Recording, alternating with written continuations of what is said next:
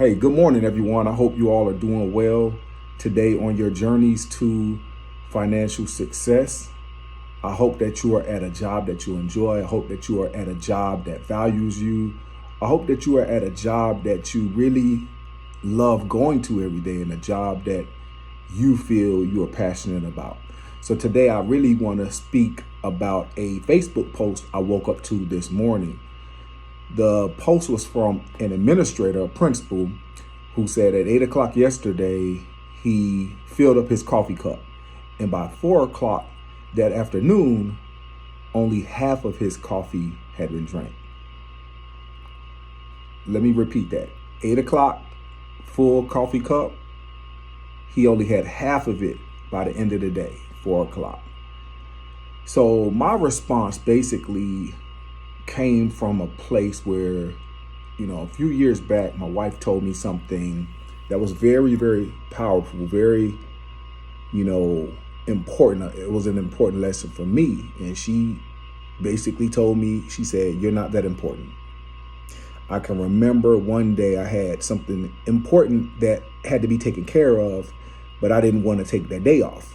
I didn't even want to take a half day because I believe it was, like a 10 o'clock appointment or something like that.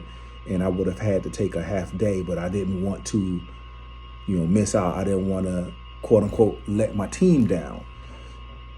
But my wife told me, "You're not that important."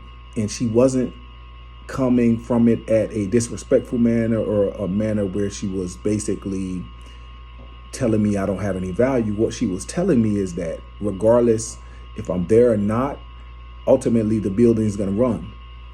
You have people that you are putting in these positions and you are training people up and empowering people by doing responsible delegation. Why do you need to be there for everything? Why do you need to be there for everything? And when she told me that, that was like the light bulb went off in my head. And it reminded me that I'm really not that important. There are other people that we trust that could run the building without me. And it's always going to be like that. Have you ever taken a week off from a job or 2 days off from a job? And did you realize that when you got back to work that day, that the building was still intact? Everything ran itself while you were gone.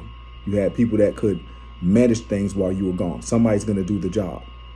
So I responded to that principal. I said, "Hey, you need to be able to shut down for 30 minutes. You need to take your lunch every day. It's a non-negotiable. Because if you're not able to wind down and be away for 30 minutes and the building burns down because you're gone for 30 minutes, you got deeper problems that you have to deal with." So just remember that. And it's always the meme that goes around is if you died tomorrow, that your job will be posted before your obituary. So you always have to take care of yourself.